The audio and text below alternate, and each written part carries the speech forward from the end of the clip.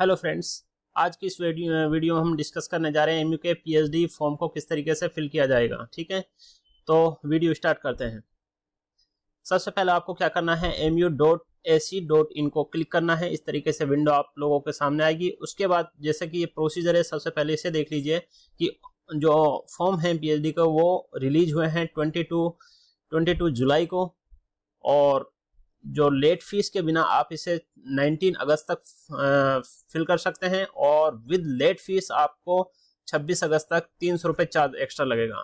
तो जाहिर सी बात है कि आप पहले फिल कर लें, और जिन बच्चों के ये लगता है कि उनका जेआरएफ क्वालिफाइड हो सकता है या फिर नेट क्वालिफाइड हो सकता है, वो बच्चे थोड़ा सा वेट करें ताकि वो एग्जेम्प्टेड हो सकें। ठीक है, ताकि वो एग्जेम्प्टेड हो सकें, क्योंकि एमयू का जो एंट्रेंस होता है वो थोड़ा सा टफ होता है। बाकी जो चार्ज है इसका फीस है, नॉर्मल इंडियन स्टूडेंट्स के लिए होगा 750, और जो फॉरेन स्टूडेंट है उनके लिए होगा 8200। ठीक है, ये सारी चीजें होंगी। अब आता है, जैसे आप mu.ac.in को क्लिक करते हो, वहां पर आपको एडमिशन सेक्शन दिखेगा वहां पर, या फिर आप डायरेक्ट क्लिक कर सकते हैं mucontrollerexam.com। ठीक है, इस तरीके से आपको विंडो शो होगी, और वहां पर आप नीचे देखोगे तो यहाँ लिखा होगा application form of PhD programme admission list 2022-23, या ये 23-24 का जो सेशन नहीं है ये। ठीक है, ये सिर्फ यहाँ पे दिखाया गया है, बाकी ये लिस्ट है जो सेशन है वो 2022-2023 का है। ठीक है, तो इसमें जिन स्टूडेंट ने गेट है जो 2023 का क्वालिफाइड किया है वो एलिजिबल नहीं होगा, यानी कि वो कंसीडर नहीं करा जाएगा एग्जाम्शन के लिए। बाकी नेट जेआरएफ कंसीडर करा जाएगा, चाहे वो गेट 2022 का हो या उससे पहले का हो, कभी कभी हो। ठीक है, ये नोटिस है जो कि पीएचडी का आया था। उसके बाद जैसे ही आप उसको क्लिक करते हैं कंट्रोलर को, तो mucontrollerexam.com को, तो आपके पास एडमिशन सेक्शन में पीएचडी एडमिशन को क्लिक करोगे तो इस तरीके से विंडो आपके सामने आएगी, जिसमें होगा एप्लीकेशन फॉर्म। ठीक है, आप इससे एप्लीकेशन फॉर्म फिल करेंगे, और इसमें ऑडियंस भी दिया हुआ है पीएचडी में क्या क्या रूल होते हैं, रेगुलेशन ऑफ पीएचडी क्या है, वैकेंसी पीएचडी की हर सेक्शन में क्या है वो आप इसमें क्लिक करके देख सकते हैं। बॉटनी में कितनी है, जूलॉजी में कितनी है, और सारे फील्ड में, बायोकेमिस्ट्री, बायोटेक्नोलॉजी में इस बार 9 सीट्स चाहिए। तो जो बच्चा बॉटनी या जूलॉजी या बायोकेमिस्ट्री का है वो बायोटेक्नोलॉजी का भी फॉर्म फिल कर सकता है। ठीक है, तो दोनों एग्जाम भर सकता है, वो एक ही दिन में होंगे दोनों एग्जाम। ठीक है, बाकी और आने वाले वीडियो में सब कुछ डिस्कस कर लिया जाएगा। इसके बाद देखो, जैसे आप क्लिक करते हैं एप्लीकेशन फॉर्म को, तो आपके सामने इस तरीके से एप्लीकेशन फॉर्म अवेलेबल होगा। ये सारी चीजों को देखना है आपको, क्या क्या रिक्वायरमेंट होगी। ईमेल आपको बनाना होगा, उसका पासवर्ड बनाना होगा जो कि आपको याद रखना है। ठीक है, और सिंगल टाइम रजिस्ट्रेशन होगा, चाहे आप मल्टीपल कोर्स के लिए अप्लाई करो, एक के लिए कराएं। यानी कि जैसे मान लो सपोज करो एक बच्चा है बॉटनी के लिए अप्लाई कर रहा है, वो चाहे तो बायोटेक्नोलॉजी के लिए भी अप्लाई कर सकता है, बट वो बायोकेमिस्ट्री के लिए अप्लाई नहीं कर सकता। ठीक है, बायोकेमिस्ट्री का जिसका मास्टर बायोकेमिस्ट्री में है, सिर्फ वही बच्चे अपना बायोकेमिस्ट्री में अप्लाई कर सकते हैं। बट जिस बच्चे ने मास्टर बायोटेक्नोलॉजी में करा है वो बच्चा जूलॉजी में अप्लाई कर सकता है, बॉटनी में भी अप्लाई कर सकता है।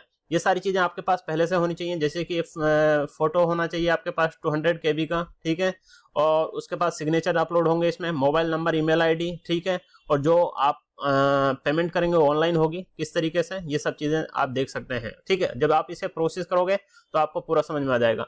अब जैसे मान लो उसमें दिया हुआ है कि किस तरीके से आपका सिलेबस है, या फिर सिलेबस क्या है, उसमें आप जैसे क्लिक करोगे तो यहाँ पर आप पूरी डिटेल देख लो। जो भी आपका इंटरेस्ट ऑफ फील्ड है आप उसमें जाकर क्लिक करेंगे।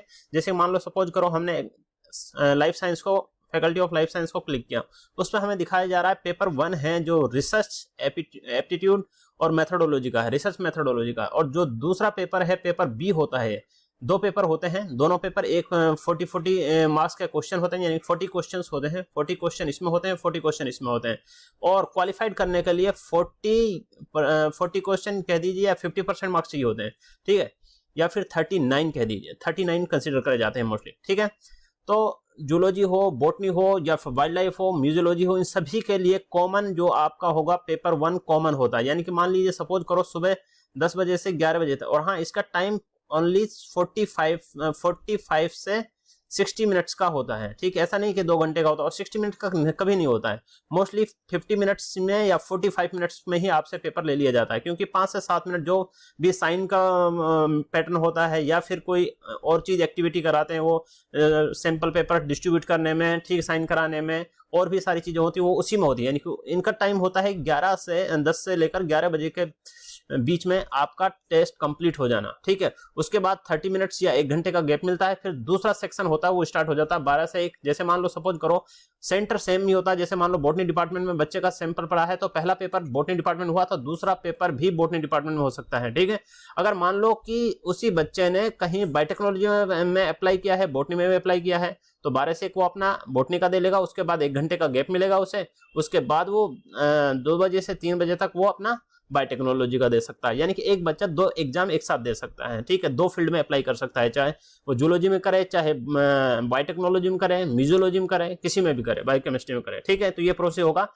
जो रिसर्च मेथोडोलॉजी का होगा ये कॉमन होता है किसी भी पेपर के लिए, और हाईएस्ट मार्क आपको इसी में करने होते हैं, क्योंकि ये थोड़ा सा एक तरीके से इसमें स्कोर करना आसान होता है as compare to section B. ये पेपर बहुत ही टफ बनाया जाता है क्योंकि स्पेसिफिक जो होती हैं, यानी मान लीजिए स्पेशलाइजेशन होती है। मान लो कि जूलॉजी में जो स्पेशलाइजेशन होती है, जैसे मान लो नेमेटोलॉजी होती है, फिशरी होती है, एंटोमोलॉजी होती है, ठीक है, जेनेटिक्स होती है, तो हर किसी से 2-2 3-3 क्वेश्चन लिए जाते हैं, ठीक है। इस तरीके से एग्जाम होता है वो बहुत टफ बन जाता है, तो यहाँ पे स्कोर करना बहुत मुश्किल होता है।